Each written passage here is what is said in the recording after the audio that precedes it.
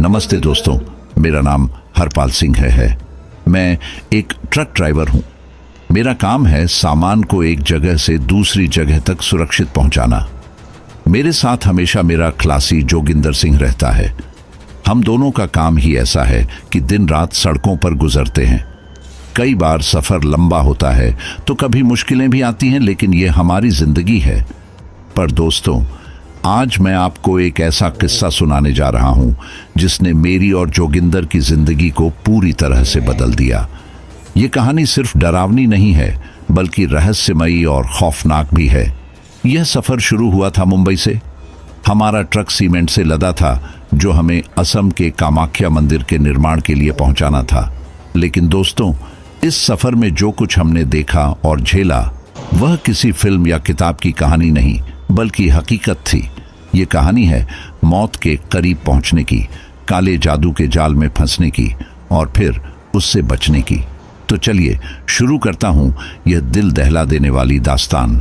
मुंबई की चकाचौंध और हलचल भरी जिंदगी के बीच हरपाल सिंह और जोगिंदर सिंह अपनी अगली डिलीवरी की तैयारी में लगे थे। उनके ट्रक की गड़गड़ाहट, जो उनकी रोजमर्रा की जिंदगी का हिस्सा थी, आज कुछ खास महसूस हो रही थी। यह सफर मुंबई से गुवाहाटी तक का था और इस बार ट्रक सीमेंट से भरा हुआ था, जिसे असम के प्रसिद्ध कामाख्या मंदिर के निर्माण के लिए भेजा जाना था। यह सफर लगभग 3 दिनों का था और रास्ते में कई राज्यों और भौगोलिक विविधताओं को पार करना था। हरपाल सिंह अपने 15 साल के ड्राइविंग अनुभव के साथ ट्रक के हर हिस्से को अपनी उंगलियों की तरह पहचानता था। वह हमेशा शांत और स्थिर रहता, जबकि जोगिंदर सिंह, जो कुछ ही सालों से उसके साथ काम कर रहा था, जिंदा दिल और बातूनी स्वभाव का था। सफर शुरू होते ही जोगिंदर ने अपनी आदत के मुताबिक मजेदार किस्से सुनाने शुरू कर दिए। कभी कभी वह पुराने किस्से छेड़ता तो कभी अपने किसी दोस्त के बारे में बताने लगता। हरपाल को उसकी ये आदतें भले थोड़ी बेतुकी लगती थीं, लेकिन सफर के दौरान यह गपशप ही उनकी थकान मिटा देती थी। मुंबई की सीमा पार करते हुए दोनों ने अपने सफर के पहले पड़ाव नासिक की ओर रुख किया। सुबह का समय था। सूरज की सुनहरी किरणें सड़क को चमका रही थीं और ट्रक हाईवे पर शान से दौड़ रहा था। रास्ते में दोनों ने चाय के एक ठेले पर रुककर अदरक वाली गर्म चाय पी, जो हरपाल के लिए सुबह का एक जरूरी हिस्सा था। जोगिंदर ने वहीं एक दुकान से कुछ चिप्स और बिस्कुट खरीदे, जिन्हें वह सफर के दौरान चबाता रहता था। जैसे जैसे ट्रक महाराष्ट्र की हरियाली को पार करता हुआ मध्य प्रदेश की ओर बढ़ा, सड़कें चौड़ी और आसमान नीला होने लगा। हरपाल को ड्राइविंग करते हुए हमेशा एक अजीब सा सुकून मिलता था। ट्रक के इंजन की आवाज और सड़कों की खड़खड़ाहट उसे जिंदगी का संगीत लगती थी। दूसरी ओर जोगिंदर सड़क किनारे के हर छोटे बड़े गांव और ढाबों को देखकर उनके नाम पढ़ने की कोशिश करता। कभी कभी गलत उच्चारण करके हरपाल को हंसाने की कोशिश करता। भाई साहब, ये जो सफर है ना, जिंदगी का असली मजा यही है, जोगिंदर ने कहा खिड़की से बाहर देखते हुए। हाँ, लेकिन ये मजा तब तक है जब तक ट्रक सही सलामत पहुंचे, हरपाल ने मुस्कुराते हुए जवाब दिया। सड़कें बदलती रहीं, मौसम बदलता रहा, लेकिन दोनों की ऊर्जा और हौसला कायम था। इस सफर में कहीं एक अनदेखा रोमांच छिपा था, जिसे दोनों महसूस तो कर रहे थे, लेकिन उसके मायने समझ नहीं पा रहे थे। ट्रक की गड़गड़ाहट के साथ यह सफर अपने आप में एक कहानी बनता जा रहा था। दोनों को नहीं पता था कि यह सफर उन्हें सिर्फ गुवाहाटी तक नहीं, बल्कि उनके जीवन की सबसे रहस्यमयी और डरावनी घटना की ओर ले जाने वाला था। गुवाहाटी के करीब पहुंचते पहुंचते सफर का माहौल कुछ हल्का और आरामदायक हो गया था। पहाड़ों से आती ठंडी हवा, सड़क के किनारे उगे घने पेड़ और पंछियों की आवाजें सफर को एक अलग ही अनुभव दे रही थीं। हरपाल सिंह ट्रक की स्टीयरिंग थामे हुए पूरी तल्लीनता से सड़क पर नजर बनाए हुए थे, जबकि जोगिंदर खिड़की के पास सिर टिकाए चारों ओर के नजारों का आनंद ले रहा था। जोगिंदर खुश होकर, भाई साहब, असम तो वाकई खूबसूरत है। यहाँ की सड़कें, हरियाली, सब कुछ अलग ही दुनिया लगती है। हरपाल हंसते हुए, हाँ भाई, लेकिन सफर अभी खत्म नहीं हुआ है। कामाख्या मंदिर तक सीमेंट सही समय पर पहुंचाना है। ये नज़ारे बाद में देख लेना। जोगिंदर थोड़ी देर चुप रहा, लेकिन फिर उसे अपने दिमाग में एक ख्याल आया। जोगिंदर उत्साहित होकर, भाई साहब, मैंने सुना है कि गुवाहाटी के पास एक गांव है मायोंग। कहते हैं कि ये गांव काले जादू के लिए मशहूर है। लोग इसे तंत्र मंत्र की राजधानी भी कहते हैं। क्यों ना हम मंदिर पहुंचने से पहले वहां घूम आएं? हरपाल गंभीर होकर, जोगिंदर, ये सब फालतू की बातें हैं। हमें काम पर ध्यान देना चाहिए। ट्रक की जिम्मेदारी हमारे ऊपर है। जोगिंदर जिद करते हुए, अरे भाई, जिंदगी में थोड़ा रोमांच भी होना चाहिए। वैसे भी मंदिर पहुंचने से पहले एक दिन का वक्त तो हमारे पास है। क्यों ना इसे थोड़ा यादगार बनाया जाए? हरपाल ने पहले तो जोगिंदर की बात को नजरअंदाज किया, लेकिन जोगिंदर की लगातार जिद और अपनी खुद की थोड़ी सी जिज्ञासा ने उन्हें सोचने पर मजबूर कर दिया। हरपाल, ठीक है, लेकिन ज्यादा वक्त बर्बाद नहीं करेंगे। मंदिर का काम सबसे जरूरी है। बिल्कुल सही भाई साहब, सिर्फ थोड़ा घूमना है, कुछ नहीं। मैं वादा करता हूं समय पर वापस लौटेंगे। दोनों ने पास के ढाबे पर रुककर चाय और समोसे खाए और वहीं स्थानीय लोगों से मायोंग गांव का रास्ता पूछा। जब एक बूढ़े व्यक्ति ने मायोंग का नाम सुना तो उसने चौंकते हुए उन्हें चेतावनी दी। बूढ़ा व्यक्ति, मायोंग, बेटा, वहां जाना ठीक नहीं है। वो गांव आम लोगों के लिए नहीं है। वहां अजीब घटनाएं होती हैं। कई लोग वहां से वापस नहीं लौटे। जोगिंदर हंसते हुए, बाबा जी, ये सब कहानियां हैं। हम तो बस थोड़ी देर घूमने जा रहे हैं। हरपाल चिंतित होकर, सुनो जोगिंदर, ये बात हल्के में मत लो। मैंने भी सुना है कि मायोंग के बारे में लोग अजीब बातें कहते हैं। जोगिंदर उत्साह में, भाई साहब, डरिए मत। मैं हूं ना आपके साथ। ये सब सिर्फ अफवाहें हैं। चलिए दुनिया का थोड़ा और हिस्सा देख लेते हैं। आखिरकार जोगिंदर की बातों में आकर हरपाल मान गए। गुवाहाटी के रास्ते को छोड़कर ट्रक ने मायोंग की ओर रुख कर लिया। रास्ते में जंगल और सन्नाटे का माहौल बढ़ता गया। सड़कें सुनसान और तंग होती जा रही थीं और दोनों के दिलों में हल्की बेचैनी होने लगी। लेकिन जोगिंदर का उत्साह कम नहीं हुआ। हरपाल ड्राइविंग करते हुए, याद रखना जोगिंदर, हम सिर्फ थोड़ा घूम कर वापस जाएंगे, ज्यादा वक्त बर्बाद नहीं करेंगे। जोगिंदर मुस्कुराते हुए, डरो मत भाई साहब, ये सफर यादगार होने वाला है। दोनों को इस बात का जरा भी अंदाजा नहीं था कि उनकी यह यादगार यात्रा कितनी डरावनी और खतरनाक होने वाली है। सूरज ढलने को था, आसमान लालिमा से भर गया था और चारों ओर एक अजीब सी खामोशी छा रही थी। ट्रक अब तंग और उबड़ खाबड़ रास्तों पर धीमे धीमे सरक रहा था। हरपाल सिंह स्टीयरिंग पर पूरी एकाग्रता से नजरें गड़ाए हुए थे, जबकि जोगिंदर सिंह खिड़की से बाहर झांकते हुए आसपास के माहौल को निहार रहा था। हरियाली से घिरे हुए रास्ते और पहाड़ियों के बीच से गुजरते हुए दोनों ने महसूस किया कि जैसे वे किसी अलग ही दुनिया में प्रवेश कर रहे हों। जोगिंदर आश्चर्य से, भाई साहब, देखो ना, ये जगह कितनी अलग है। यहाँ का हर कोना किसी राज्य की तरह लगता है।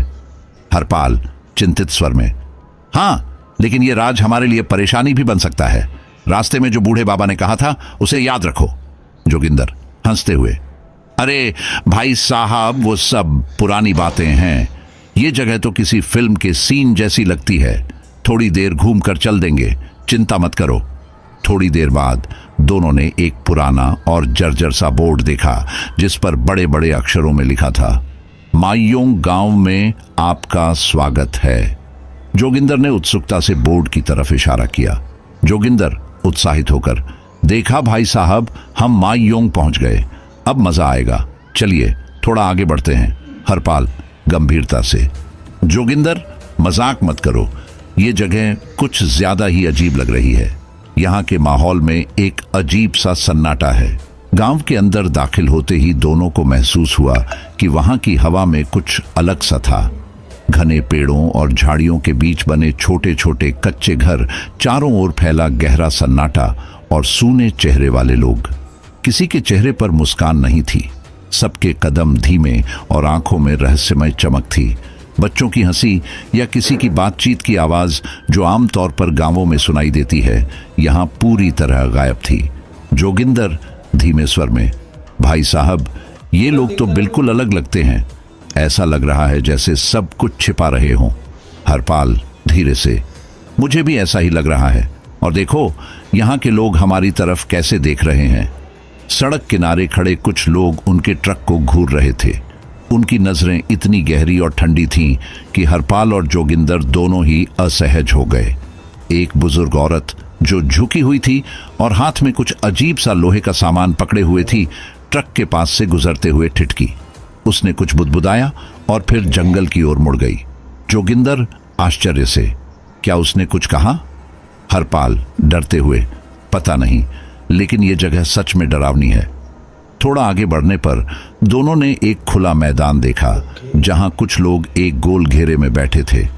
उनके बीच एक आदमी आग जलाए हुए कुछ मंत्र पढ़ रहा था। हरपाल ने तुरंत वहां से गुजरने की कोशिश की, लेकिन जोगिंदर ने रुकने की जिद की। जोगिंदर, भाई साहब, रुकिए ना। शायद ये वही काला जादू है जिसके बारे में लोग कहते हैं। देख लें तो क्या बिगड़ेगा? हरपाल गुस्से में, जोगिंदर, तुम हमेशा चीजों को हल्के में लेते हो। ये खेल नहीं है।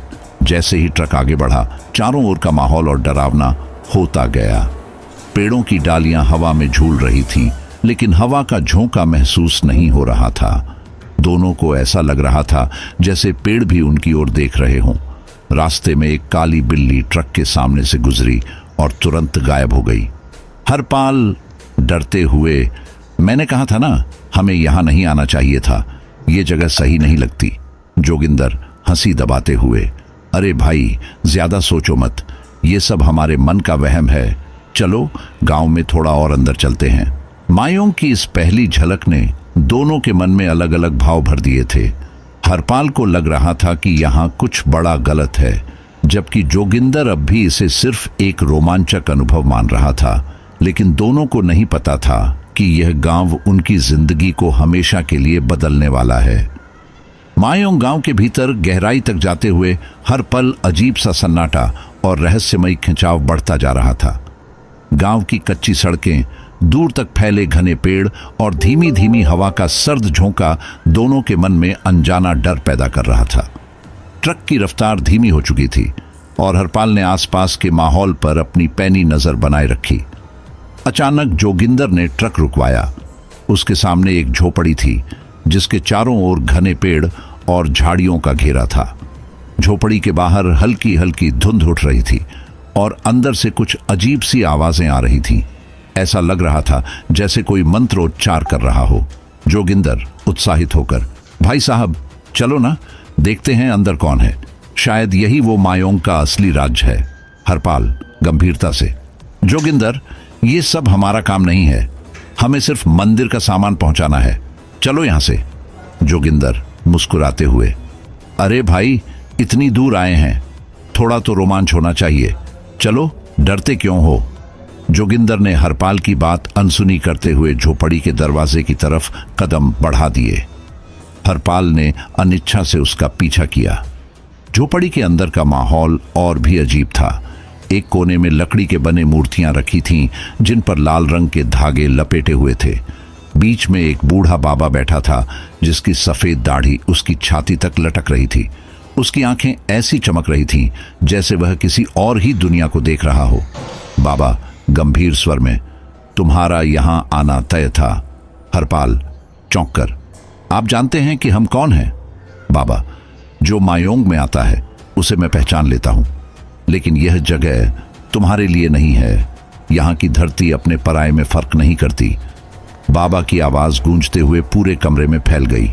ऐसा लगा जैसे उनके शब्द हवा में लटक रहे हों। जोगिंदर ने हिम्मत जुटाकर बात शुरू की। जोगिंदर हंसी दबाते हुए, बाबा जी, हम तो बस घूमने आए हैं। सुना था मायोंग में तंत्र मंत्र होता है, हमें थोड़ा अनुभव करना था। बाबा गंभीरता से, तंत्र मंत्र देखने की चीज नहीं, समझने की चीज है, और तुम इसे समझ नहीं पाओगे। मायोंग ने बड़े बड़े लोगों को निगल लिया है। हरपाल ने बाबा की बातों को महसूस किया। उसे बाबा के शब्दों में कोई गहराई और चेतावनी झलक रही थी। हरपाल डरते हुए, जोगिंदर, मुझे बाबा की बात सही लग रही है, हमें यहां से निकल जाना चाहिए। जोगिंदर हंसी में, अरे भाई साहब, बाबा हमें डरा रहे हैं, ये सब पुरानी कहानियां हैं। तभी बाबा ने अपनी आंखें बंद की और कुछ बुदबुदाने लगे। उनकी बुदबुदाहट धीमी थी, लेकिन जैसे ही वह बोलते, झोपड़ी के अंदर रखा दिया तेज जलने लगा। दोनों सहम गए। कुछ क्षणों बाद बाबा ने आंखें खोली और हरपाल की ओर देखा। बाबा, चेतावनी भरे स्वर में, तुम दोनों पर संकट मंडरा रहा है। मैंने तुम्हारे साथ एक परछाई देखी है। अगर तुमने समय रहते माईयोंग नहीं छोड़ा तो यह संकट तुम्हें निगल जाएगा।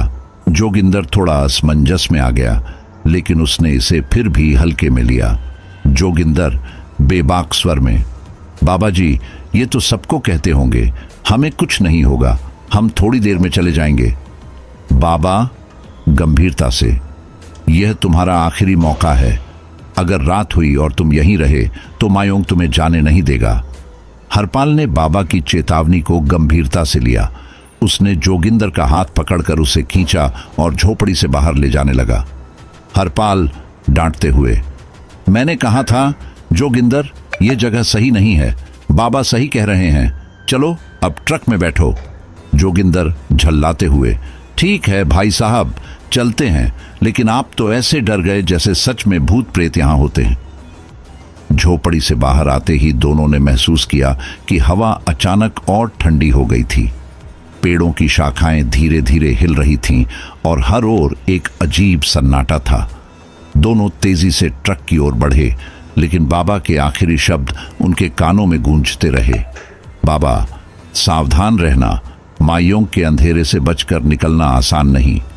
हरपाल और जोगिंदर अब इस सफर को लेकर पूरी तरह आश्वस्त नहीं थे, लेकिन उनकी राह में जो आने वाला था वह उनकी कल्पना से भी अधिक खतरनाक था। मायोंग गांव से वापस लौटते समय सूरज पूरी तरह डूब चुका था। चारों तरफ अंधेरा छा गया था और ट्रक की हेडलाइट्स बस सामने के कुछ मीटर तक ही रोशनी कर पा रही थी। गांव से बाहर निकलने का रास्ता घुमावदार और सुनसान था। हरपाल और जोगिंदर दोनों चुप थे, लेकिन उनके मन में बाबा की बातें गूंज रही थीं। जोगिंदर खामोशी तोड़ते हुए, भाई साहब, ये बाबा तो बड़ा ड्रामेबाज था, हमें ऐसे डरा रहा था जैसे हम किसी फिल्म में हों। हरपाल गंभीरता से, तुम्हें हर चीज मजाक क्यों लगती है जोगिंदर? मुझे ये जगह सही नहीं लग रही। बाबा की बातों को नजरअंदाज मत करो। अचानक सड़क के किनारे एक पेड़ के नीचे उन्हें एक अजीब सी परछाई दिखी। वह परछाई मानो हवा में लटक रही थी। हरपाल ने ट्रक रोक दिया। हरपाल डरते हुए, तुमने वो देखा? वो क्या था? जोगिंदर हैरानी से, क्या? कुछ नहीं है भाई साहब, आप ज्यादा सोच रहे हो। हरपाल ने अपनी आंखों को मसलकर फिर से देखा, लेकिन परछाई अब गायब हो चुकी थी।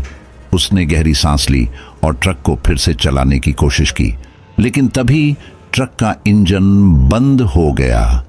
बार बार कोशिश करने के बावजूद ट्रक स्टार्ट नहीं हो रहा था। जोगिंदर झुंझलाते हुए, ये तो नई मुसीबत है, अब क्या करें?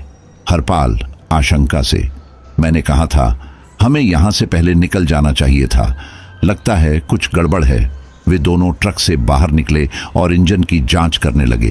ट्रक के चारों ओर घना अंधेरा था और केवल जंगल की आवाजें सुनाई दे रही थीं, झींगुरों की आवाज, पत्तों की सरसराहट और कभी कभी किसी अनजान जानवर की चीख। जैसे ही हरपाल इंजन को खोलकर देखने लगा, जोगिंदर ने महसूस किया कि जंगल के भीतर से कुछ आवाजें आ रही थीं। ये आवाजें किसी इंसान के बोलने जैसी थीं, लेकिन शब्द समझ में नहीं आ रहे थे। जोगिंदर धीरे से, भाई साहब सुनो, कोई बोल रहा है। हरपाल इंजन पर ध्यान देते हुए, तुम्हारा दिमाग खराब हो गया है, कोई नहीं है यहाँ, बस जल्दी से ट्रक ठीक करने दो। लेकिन आवाजें धीरे धीरे तेज होती गईं। अब ऐसा लग रहा था जैसे कई लोग एक साथ बोल रहे हों। जोगिंदर ने डरकर चारों तरफ देखा, लेकिन वहां कोई नहीं था। उसकी धड़कन तेज हो गई। जोगिंदर डरते हुए, भाई साहब, ये आवाजें बढ़ रही हैं, मुझे ये जगह बिल्कुल सही नहीं लग रही। हरपाल गुस्से से, तुमने ही कहा था ना घूमने चलते हैं, अब भुगतो और मुझे काम करने दो। तभी एक ठंडी हवा का झोंका आया। ऐसा लगा जैसे हवा के साथ कोई अदृश्य शक्ति आई हो। दोनों ने अचानक अपने आसपास एक अजीब सी घुटन महसूस की। ट्रक के पास रखे कुछ सामान अपने आप गिरने लगे। हरपाल सक पकाते हुए, जोगिंदर ट्रक के अंदर बैठो, जोगिंदर पीछे देखो, क्या कोई खड़ा है? जोगिंदर ने डरते डरते शीशे में झांका। ट्रक के पीछे लाल आंखों वाली एक परछाई खड़ी थी। वह परछाई इंसान की तरह लग रही थी, लेकिन उसका शरीर पूरी तरह काला था। जोगिंदर चीखते हुए, भाई साहब वहां कोई है, जल्दी करो, ट्रक भगाओ। हरपाल ने तेजी से ट्रक को आगे बढ़ा दिया। ट्रक घने जंगल के रास्ते पर दौड़ने लगा, लेकिन उन्हें ऐसा लग रहा था कि वह परछाई उनका पीछा कर रही है। ट्रक के शीशे में बार बार उसकी झलक दिखती और फिर गायब हो जाती। हरपाल घबराते हुए, ये क्या हो रहा है जोगिंदर? ये परछाई हमें क्यों पीछा कर रही है? जोगिंदर डरते हुए, भाई साहब मैंने सुना था मायोंग में काला जादू होता है, शायद वो बाबा सही कह रहा था। अचानक ट्रक की हेडलाइट्स बुझ गई और चारों तरफ गहरा अंधेरा छा गया। ट्रक रुक गया और दोनों की सांसें अटक गईं। तभी जंगल से किसी के पैरों की आवाज आने लगी। वह आवाज धीरे धीरे ट्रक के पास आ रही थी। हरपाल धीरे से, जोगिंदर कुछ बोलना मत, बस चुपचाप रहो। दोनों ने सांस रोककर ट्रक के अंदर बैठे रहना ही बेहतर समझा। आवाजें ट्रक के पास आकर थम गईं। एक पल के लिए सब शांत हो गया, लेकिन अगले ही क्षण ट्रक के दरवाजे पर किसी ने जोर से दस्तक दी। जोगिंदर चीखते हुए, भाई साहब ये कौन है, अब क्या करेंगे? हरपाल ने हिम्मत जुटाई और ट्रक का इंजन फिर से चालू करने की कोशिश की। इस बार ट्रक ने जोरदार आवाज के साथ स्टार्ट किया और हरपाल ने पूरी ताकत से गाड़ी आगे बढ़ा दी। पीछे से एक डरावनी चीख ने दोनों के रोंगटे खड़े कर दिए। यह चीख इंसान की नहीं थी, यह आवाज किसी ऐसी चीज की थी जिसे इंसानी दिमाग समझने में असमर्थ था। दोनों की आंखों में डर और दिल में बाबा की चेतावनी गूंज रही थी। रात का यह अनुभव अब उनकी हिम्मत और होश दोनों को चुनौती दे रहा था। मायोंग ने अपना पहला खेल खेला था और यह केवल शुरुआत थी। हरपाल और जोगिंदर जैसे तैसे ट्रक को गांव से दूर लेकर आए। रात के सन्नाटे में गाड़ी की हेडलाइट्स धुंधली सड़क पर आगे बढ़ रही थीं, लेकिन दोनों के मन में बेचैनी और डर अब भी गहराई तक बैठा हुआ था। जंगल से आती आवाजें, पेड़ों की रहस्यमय सरसराहट और वह परछाई, इन सब ने उनकी सोचने समझने की शक्ति को जैसे छीन लिया था। कुछ देर चलने के बाद हरपाल ने महसूस किया कि उनकी गाड़ी का डीजल खत्म होने वाला है। एक पुराने बोर्ड पर हल्के अक्षरों में लिखा था कि करीब 3 किलोमीटर दूर एक ढाबा है। हरपाल चिंतित होकर, जोगिंदर हम ढाबे पर रुकेंगे, गाड़ी का डीजल खत्म हो रहा है, हमें भरवाना पड़ेगा। जोगिंदर डरते हुए, भाई साहब ढाबे पर तो रुकेंगे, पर वहां तक पहुंचने तक सब ठीक रहेगा ना? हरपाल थोड़ा खींचकर, अब तुम डरना बंद करो और हिम्मत रखो, जो होगा देखा जाएगा। जंगल के बीचों बीच स्थित वह ढाबा दूर से नजर आया। ढाबे के बाहर एक छोटी सी रोशनी टिमटिमा रही थी। सड़क सुनसान थी और ढाबे के पास बस एक लालटेन लटक रही थी। हरपाल ने ट्रक को रोक दिया और दोनों नीचे उतरे। ढाबे के बाहर एक बूढ़ा आदमी चूल्हे पर कुछ पका रहा था, लेकिन उनके वहां पहुंचते ही उसकी नजर उन पर पड़ी और वह बिना कुछ कहे अंदर चला गया। यह बात दोनों को अजीब लगी। जोगिंदर फुसफुसाते हुए, भाई साहब ये बूढ़ा ऐसे क्यों भागा? ये जगह भी अजीब लग रही है। हरपाल सख्ती से, चुप रहो जोगिंदर, तुम हर जगह डर फैलाते हो, चलो देखते हैं अंदर कोई है या नहीं। वे दोनों ढाबे के अंदर गए। अंदर चारों तरफ धुआं फैला हुआ था और एक रहस्यमयी महक वातावरण में छाई हुई थी। कोने में एक युवती बैठी थी। उसकी काली साड़ी, खुले बाल और गहरी आंखें तुरंत ध्यान खींच रही थीं। वह दोनों को देखकर हल्की मुस्कान के साथ खड़ी हो गई। औरत मधुर स्वर में, आप दोनों मुसाफिर लगते हैं, इतनी रात को यहां कैसे? हरपाल सावधानी से, हमारा ट्रक डीजल भरवाने के लिए रुका है, क्या यहां पास में डीजल मिलेगा? युवती ने उनकी बात का जवाब देने के बजाय उनकी ओर गहराई से देखा। उसकी आंखों में कुछ ऐसा था जिससे हरपाल और जोगिंदर दोनों ही असहज महसूस करने लगे। जोगिंदर डरते हुए, बहन जी, आप कौन हैं? इतनी रात को यहाँ अकेली क्यों हैं? युवती ने उनकी बात पर ध्यान नहीं दिया। वह धीरे धीरे उनकी तरफ बढ़ने लगी। उसकी चाल में कुछ असामान्य था, मानो वह हवा में तैर रही हो। औरत धीरे से, मायोंग में जो आता है वह कुछ छोड़कर ही जाता है, और तुम दोनों ने कुछ ऐसा छुआ है जो तुम्हें वापस जाने नहीं देगा। हरपाल और जोगिंदर एक दूसरे को देखने लगे। युवती के शब्द उनके दिल की धड़कनें तेज कर रहे थे। हरपाल कड़क स्वर में, हमें डीजल चाहिए और जल्दी यहां से निकलना है, बाकी बातों से हमारा कोई मतलब नहीं। युवती ने यह सुनकर ठाका लगाया। उसकी हंसी इतनी अजीब थी कि पूरे ढाबे में गूंज उठी।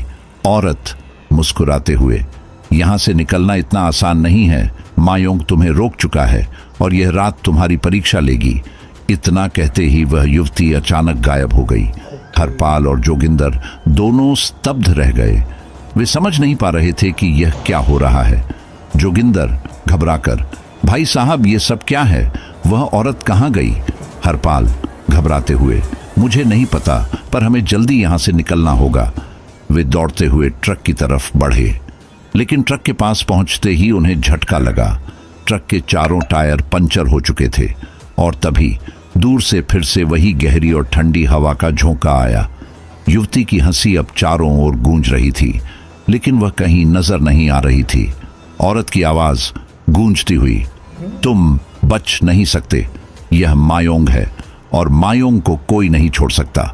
दोनों के चेहरे पसीने से तर हो गए। इस रहस्यमय औरत से सामना अब उनके लिए मौत का खेल बन चुका था। हरपाल और जोगिंदर की सांसें रुकने लगी थीं। ट्रक के पंचर टायरों ने जैसे उनके जिंदा रहने की उम्मीदों को भी चूर चूर कर दिया था। औरत की हंसी अब भी उनके कानों में गूंज रही थी, मानो कोई उनके ऊपर काला साया डालने की कोशिश कर रहा हो। वे दोनों घबराए हुए थे, लेकिन अब उनके पास भागने के सिवा कोई और रास्ता नहीं था। हरपाल कड़क आवाज में, जोगिंदर, घबराओ मत, हमें कुछ करना होगा। जोगिंदर पसीने से तर कांपते हुए, भाई साहब, यह जगह बिल्कुल सही नहीं है। वो औरत, वो हंसी, ये सब मुझे बहुत अजीब लग रहा है। लगता है हम किसी बुरे जादू की चपेट में आ गए हैं। उन्होंने देखा कि आसपास का माहौल अब और भी रहस्यमय हो गया था। वह अंधेरी रात, घना जंगल और वह डरावनी हवा, कुछ भी सामान्य नहीं लग रहा था। जैसे ही वे ट्रक के पास खड़े हुए, अंधेरे में से एक अजीब सी आवाज आई।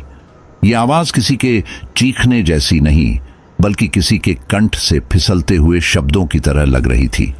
आवाज घना और गहरा स्वर, तुम लोग अब वापस नहीं जा सकते। मायोंग ने तुम्हें अपनी गिरफ्त में ले लिया है। यह आवाज उनके बिल्कुल पास से आ रही थी, लेकिन कहीं भी कोई नहीं था। अचानक हरपाल को याद आया कि बाबा ने जो चेतावनी दी थी वही सब हो रहा था।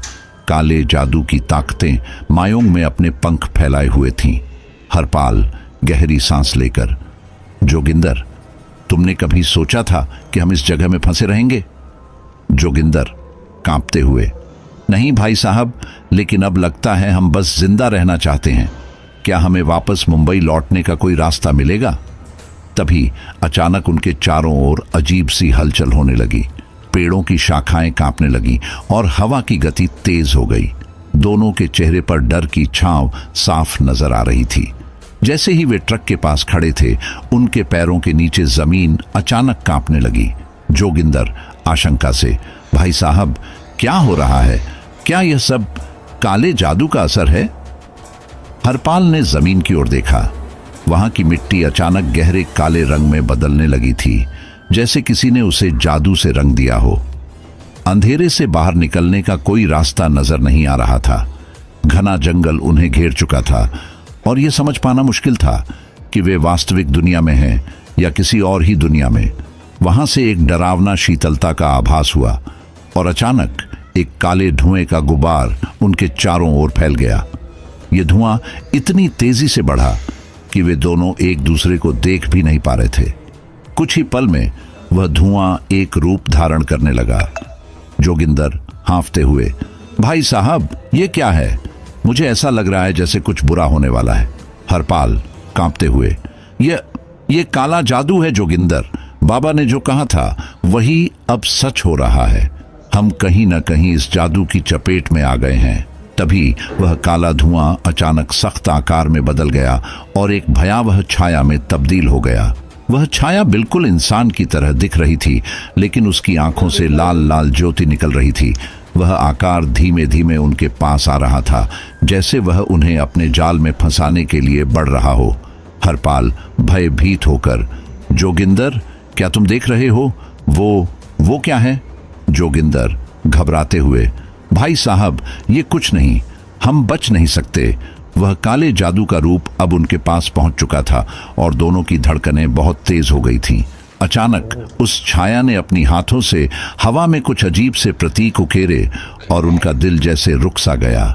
काले जादू की आवाज, गहरी, डरावनी, तुम दोनों ने मायोंग को छेड़ा है और अब तुम दोनों के लिए यही अंत है। यहां से कोई नहीं बच सकता। ये सुनते ही हरपाल और जोगिंदर के मन में केवल एक ही ख्याल आया, क्या यह उनका आखिरी वक्त है? काले जादू ने उन्हें अपनी चपेट में ले लिया था और अब वे इसे तोड़ने के लिए क्या कर सकते थे, यह समझ पाना उनके लिए नामुमकिन था। कुछ ही पल में उस डरावनी छाया के आसपास एक तीव्र ध्वनि हुई और दोनों की आंखों के सामने दृश्य बदलने लगे। उनकी मानवीय दुनिया धीरे धीरे भंग होने लगी और काले जादू की जकड़न में वे दोनों फंस गए। वह काला धुआं और वह डरावनी छाया अब हरपाल और जोगिंदर के चारों ओर कस रही थी, जैसे वह उन्हें पूरी तरह से निगलने के लिए तैयार हो। छाया का आकार और भी बड़ा हो गया था और उसकी आंखों से जो लाल ज्योति निकल रही थी वह जैसे हर पल उनके अंदर की आत्मा को भी जलाने लगी थी। हवा भारी और ठंडी हो गई थी, जैसे हर सांस में मौत का आभास समाहित हो। हरपाल हांफते हुए, कांपते हुए, जोगिंदर, क्या तुम भी यह महसूस कर रहे हो? यह कुछ बहुत बड़ा होने वाला है। जोगिंदर घबराए हुए, भाई साहब, हम बस इस जगह से निकलने की कोशिश करें, शायद हमें बचने का कोई तरीका मिलेगा। लेकिन जैसे ही उन्होंने एक कदम और बढ़ाया, उस काले धुएं ने उनके रास्ते को पूरी तरह से घेर लिया। वह अब बिल्कुल अपारदर्शी हो गया था और कोई भी रास्ता दिखाई नहीं दे रहा था। अचानक वह डरावनी छाया उनके सामने आकर खड़ी हो गई। उसकी आवाज अब और भी गहरी, डरावनी और सर्द लग रही थी। काले जादू की आवाज, धीरे धीरे सुनामी जैसी, तुम दोनों ने इस भूमि को अपवित्र किया है, अब तुमसे छुटकारा नहीं मिलेगा। यहां से केवल मृत लोग ही लौट सकते हैं। हरपाल और जोगिंदर दोनों की सांसें तेज हो गईं। उनकी धड़कनें जैसे कंक्रीट की दीवारों पर टकरा रही थीं। उनका दिल एक साथ डर और असहायता से भर गया। जोगिंदर की आंखों में अब सिर्फ एक ही सवाल था, क्या यह उनका आखिरी वक्त था? जोगिंदर कांपते हुए, घबराए हुए, भाई साहब, हमें जल्दी कुछ करना होगा, क्या हम इस जगह से बच सकते हैं? हरपाल का चेहरा पूरी तरह से पिला पड़ चुका था। वह महसूस कर रहा था कि उनके पास कोई रास्ता नहीं बचा है। वह अब अपने जीवन से हार चुका था। लेकिन अचानक उसकी यादों में एक और आवाज गूंज उठी, बाबा की चेतावनी। बाबा जी ने कहा था, काले जादू को केवल सत्य की शक्ति ही हरा सकती है। हरपाल सहज से, जोगिंदर, मुझे कुछ याद आया। बाबा ने कहा था, सत्य की शक्ति ही हमें इस जादू से बचा सकती है। हम इस डर को अपने दिल से निकालकर उस पर विश्वास रखकर ही इस साए को हरा सकते हैं। यह सुनकर जोगिंदर का चेहरा थोड़ा उजला हुआ। वह जानता था कि अगर हरपाल ने यह कहा है तो कुछ तो उम्मीद होगी, लेकिन वह जानता था कि यह कठिन रास्ता होगा। जोगिंदर हिम्मत से, ठीक है भाई साहब, हम कुछ करेंगे, हमें डरे बिना सत्य के रास्ते पर चलना होगा। वे दोनों एक दूसरे को देखकर कड़ी नजर से उन काले धुएं की ओर बढ़े। अचानक उस डरावनी छाया ने अपनी पूरी शक्ति से उन्हें घेर लिया और उनके चारों ओर सर्द हवा घुड़घुड़ाने लगी। काले जादू की आवाज गुस्से से, तुमने मेरे साथ खेलने की कोशिश की, अब तुम दोनों को चुकाना पड़ेगा। लेकिन हरपाल ने पूरी हिम्मत जुटाई और जोर से बोला, हमने जो किया वह सही था। तुम चाहे जितना भी हमें डरा लो, लेकिन हम कभी डरने वाले नहीं हैं। सच को जीतने का वक्त आ चुका है। उनके शब्दों के साथ अचानक वह काला धुआं हल्का होने लगा। एक तेज रोशनी ने घना अंधेरा चीर दिया और वह डरावनी छाया जैसे असमर्थ हो गई। उसकी आवाज अब धीमी पड़ने लगी और काले जादू की ताकत अब कमजोर हो रही थी। हरपाल और जोगिंदर को एहसास हुआ कि उनका साहस और सत्य की शक्ति ही उनके बचने का एकमात्र तरीका था। वह काले जादू का सामना करते हुए वे धीरे धीरे उस छाया से निकलने लगे, जबकि वह धुआं पूरी तरह से गायब हो रहा था। लेकिन जब वे अंततः उस जादू से बाहर निकले तो उनके दिलों में एक गहरी खौफनाक खामोशी थी। उनकी आंखों में अब भी उस काले जादू का भय था, लेकिन एक राहत का एहसास भी था कि वह बच गए थे। हरपाल हाँफते हुए, हम बच गए जोगिंदर, लेकिन क्या यह सब खत्म हो चुका है? जोगिंदर सांस में राहत भरते हुए, शायद, लेकिन हमें अब इस जगह से भागना होगा। मुझे लगता है मा योंग हमें छोड़ने वाला नहीं है। दोनों एक दूसरे को देखते हुए धीरे धीरे वहां से भागे, लेकिन उनके मन में यह सवाल लगातार गूंजता रहा, क्या वे कभी पूरी तरह से इस काले जादू से मुक्त हो पाएंगे? हरपाल और जोगिंदर जैसे ही उस काले जादू की चपेट से बाहर निकले, उनके भीतर एक अदृश्य तनाव था। वे अभी भी उस डरावनी छाया और काले धुएं से पूरी तरह मुक्त नहीं हो पाए थे। उनकी आत्माएं डरी हुई थीं और उनका शरीर थक कर चूर हो चुका था। हरपाल ने ट्रक की ओर बढ़ने का प्रयास किया, लेकिन जैसे ही वे ट्रक के पास पहुंचे, उन्हें फिर से वही अजीब एहसास हुआ, मा योंग की भूमि उन्हें जाने नहीं देगी। हरपाल सांसें भारी हो गईं।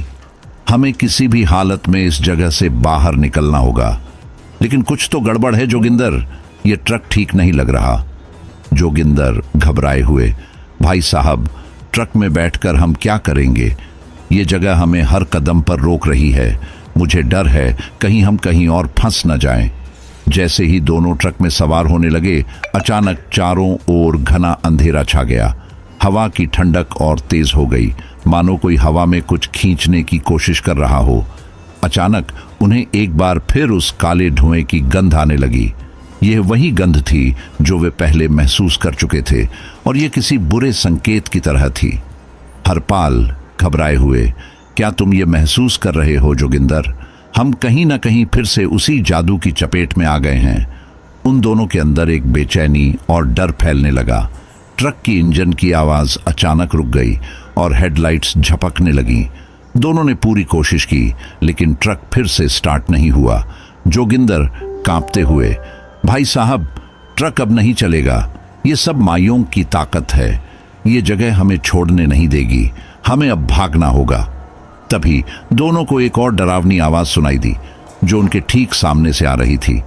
ये आवाज उस काले जादू की छाया की थी, जो अब और भी करीब आ चुकी थी। उस आवाज में गुस्सा और नफरत साफ झलक रही थी। काले जादू की आवाज गहरी और शैतानी, तुम दोनों भागने की कोशिश कर रहे हो, लेकिन तुम कहीं नहीं जा सकते। मा योंग ने तुम्हें अपनी जंजीरों में बांध लिया है। हरपाल और जोगिंदर दोनों सहम गए। अब उनका सामना सिर्फ एक भूतिया ताकत से नहीं था, बल्कि यह जादू एक जंजीर की तरह उनकी आत्मा में उलझ चुका था। वे कितने भी प्रयास करते, उनकी हर कोशिश मा योंग की जादुई गिरफ्त में चुर हो जाती थी। जोगिंदर गहरी घबराहट से, भाई साहब, अब तो लगता है कि हम यहीं खत्म होंगे। इस जगह से बाहर निकलने का कोई रास्ता नहीं है। हरपाल का चेहरा पील पड़ चुका था, लेकिन उसकी आंखों में एक ठान लेने की भावना जागी। उसने फैसला किया कि वह हार मानने वाला नहीं था। अगर उन्हें इस जादू से बाहर निकलना है, तो अब सिर्फ एक ही रास्ता था, सच्चाई और अपने साहस को एकजुट करना। हरपाल सख्त आवाज में, जोगिंदर, हमें अब किसी और चीज का सामना करना होगा। हमें मा योंग के जादू को हराने के लिए एक और रास्ता ढूंढना होगा। अगर हम डर गए तो हम हार जाएंगे। हमें इसे खत्म करना होगा। इन्हीं विचारों के साथ हरपाल ने ट्रक को छोड़ दिया और जोगिंदर के साथ जंगल की ओर भागने लगे। उन दोनों की दौड़ अब किसी भाग्य के लिए नहीं, बल्कि अपनी जान बचाने के लिए थी। लेकिन जैसे ही वे जंगल में घुसे, उन्हें एहसास हुआ कि यह भागना और जादू से बचने की कोशिश बेकार हो सकती है। चारों ओर अजीब सी खामोशी छा गई। उनके कदमों की आवाज धीरे धीरे सिहरते हुए पेड़ों और झाड़ियों में गुम हो रही थी। अचानक उनके सामने फिर से वही अंधेरे साए का सामना हुआ, जिसे उन्होंने अब तक पूरी तरह से समझा नहीं था। हरपाल आखिरी दम से, क्या अब हम भागने में सफल होंगे जोगिंदर? क्या हम बच पाएंगे? जोगिंदर पानी की तरह कांपते हुए, भाई साहब, हमें बस खुद पर विश्वास रखना होगा। हम अकेले नहीं हैं। हम हर उस शक्ति से लड़ रहे हैं जो मायोंग ने हमें दी है। लेकिन जैसे ही वे और दौड़े, उन्हें समझ आया कि ये लड़ाई सिर्फ मायोंग के जादू से नहीं थी। यह एक मानसिक और आत्मिक संघर्ष था। वे जितना दौड़ेंगे उतना ही जादू उन्हें अपनी गिरफ्त में लेगा। अब उनका अकेला सहारा उनकी हिम्मत और साहस था। जोगिंदर फुसफुसाते हुए, भाई साहब, शायद हमें अपने भीतर की शक्ति को जागृत करना होगा। सिर्फ ऐसा करने से हम मायोंग को हराकर बच सकते हैं। ये विचार उनके दिलों में एक नई उम्मीद का संचार करता है। लेकिन यह रास्ता जितना कठिन था उतना ही डरावना भी। क्या वे मायोंग से भागने में सफल होंगे या उनकी यह कोशिश भी जादू के जाल में फंसकर खत्म हो जाएगी? हरपाल और जोगिंदर के भीतर अब कुछ नया जज्बा था। वे मायोंग के काले जादू से निकलने के लिए अब अपने भीतर की शक्ति को तलाश रहे थे। भागने की कोशिशें नाकाम हो चुकी थीं, लेकिन अब उन्होंने तय कर लिया था कि अगर उन्हें इस जगह से बाहर जाना है तो सिर्फ अपनी आत्मा की ताकत से ही संभव होगा। जंगल में दौड़ते हुए हरपाल ने अपनी पूरी ताकत और हिम्मत लगाकर आवाज दी, जोगिंदर, तुम तैयार हो? जोगिंदर हाँफते हुए, भाई साहब, अब हमें अपने भीतर से जवाब ढूंढना होगा।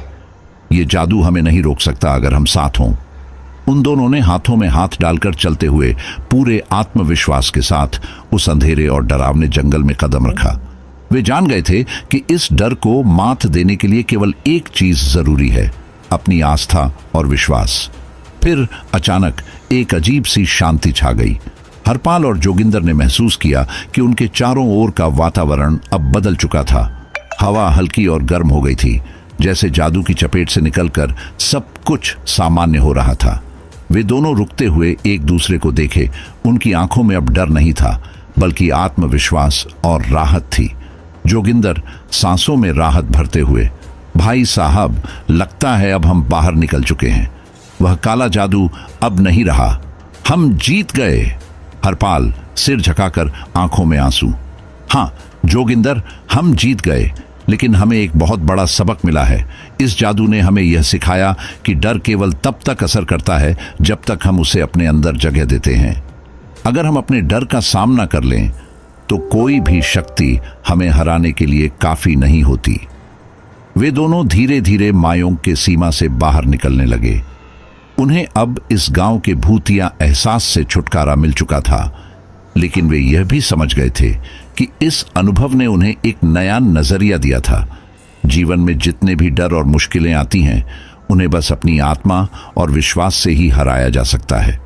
हरपाल ठंडी सांस लेते हुए, मुझे अब समझ में आया कि कभी भी डर के आगे नहीं झुकना चाहिए।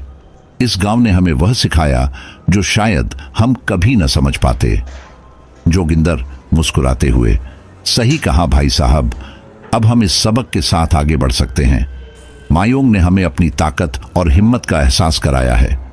अचानक जैसे ही वे गांव से बाहर निकलने लगे, उन्हें मायोंग की सीमा से बाहर एक औरत की आवाज सुनाई दी, जो अब पूरी तरह से शांत और नर्म थी।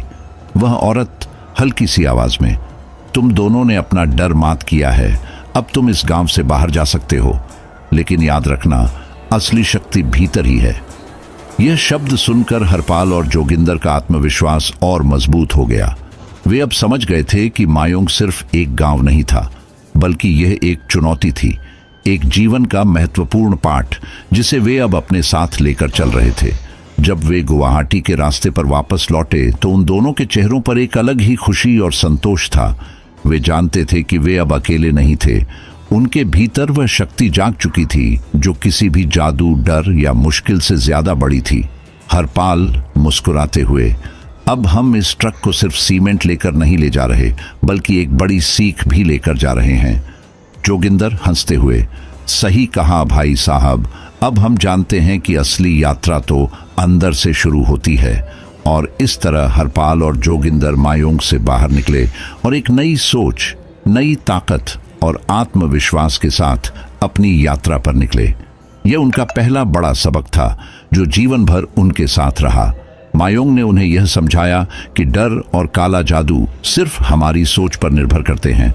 अगर हम उसे चुनौती देंगे तो कोई भी बुरी ताकत हमें हरा नहीं सकती। तो दोस्तों, ये कहानी यहीं पर समाप्त होती है। अगर आपको कहानी अच्छी लगी हो तो चैनल को सब्सक्राइब जरूर कर लेना, वीडियो को लाइक भी कर देना और एक प्यारा सा कमेंट आप कर देना।